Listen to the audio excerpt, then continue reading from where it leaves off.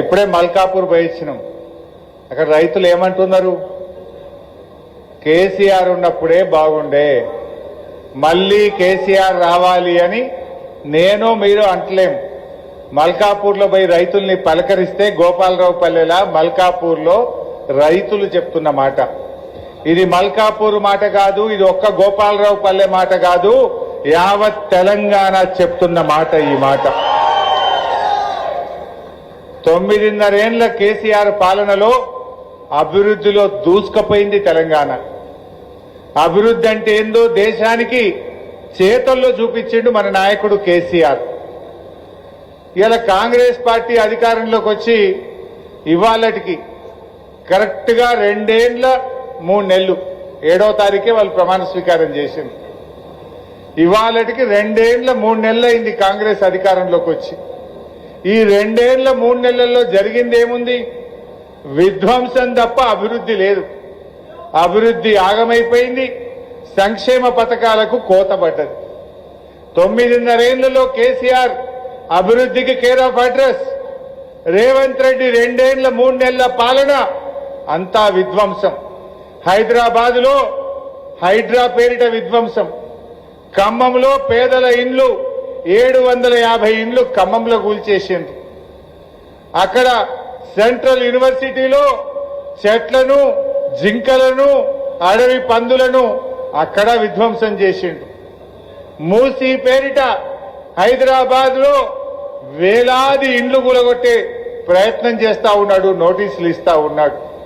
అంటే రేవంత్ రెడ్డి అంటేనే విధ్వంసం. అయితే ఇండ్లు కూలగొడతాడు, చెట్లు కొడతాడు, హైడ్రా పేరిట కొడతాడు, ఖమ్మంలో కొడతాడు, హైదరాబాద్ లో కొడతాడు. కూలగొట్టుడు తప్ప కట్టింది ఒకటన్నా ఉన్నదా?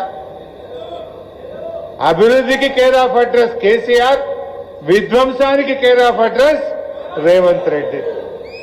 ఇవాళ ఏమీ చేసింది లేదు, అంతా మోసం.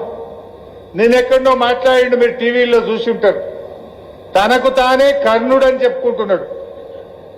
తనకు తానే కర్ణుడు అని చెప్పుకుంటున్నాడు. కర్ణుడు ఎవరు? మాట తప్పని వాడు. కర్ణుడు అంటే మాట మీద నిలబడేటువంటి వ్యక్తి. చివరికి కవచ కుండలాలు ఇవ్వడానికి